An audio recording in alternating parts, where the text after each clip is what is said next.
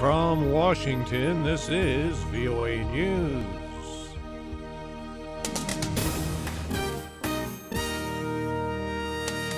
More deadly violence in Syria as peace talk efforts continue. U.S. talk of easing Iran's sanctions called premature. I'm Ray Kouguell reporting from Washington. A truck bomb explosion in the Syrian city of Hama killed more than 30 people Sunday. Elsewhere, government artillery pounded rebel-held eastern suburbs of Damascus. While the violence raged, efforts were made to fix a date for a long-delayed peace conference.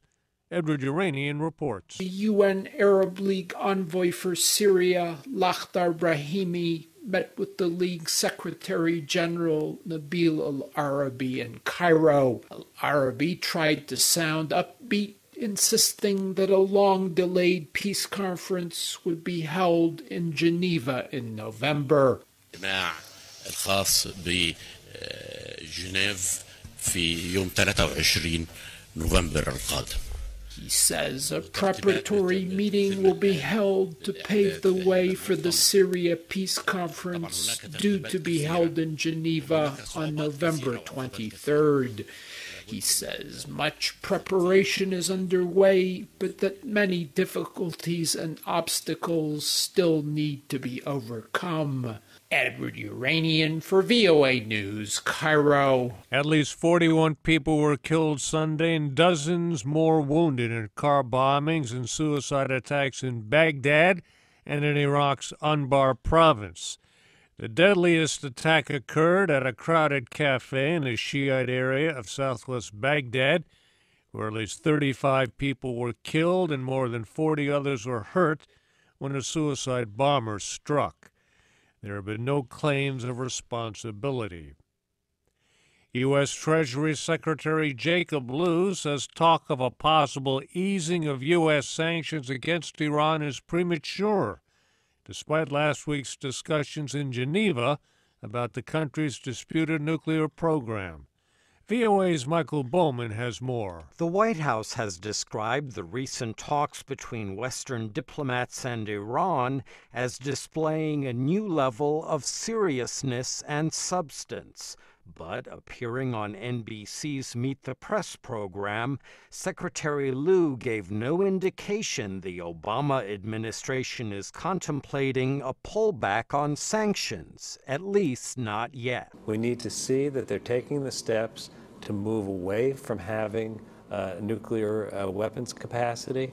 We need to see real, tangible evidence of it, and that we will not make moves in the sanctions until we see those kinds of moves. Iran insists its nuclear program is peaceful and, despite international sanctions, has resisted demands it stop enriching uranium. Michael Bowman, VOA News, Washington. Witnesses say suspected Boko Haram militants dressed as Nigerian soldiers killed 19 people Sunday at a fake checkpoint near the border with Cameroon. Survivors and others near the scene say 19 bodies, including those of 2 truck drivers, were recovered at the ambush site, about 30 kilometers from the border near the town of Logomani. Kenya's President Uhuru Kenyatta says all people displaced by post-election violence in 2007 and 2008 have been resettled. Rights groups claim it's not true and accuse the president of trying to smooth over criminal charges he now faces at the International Criminal Court.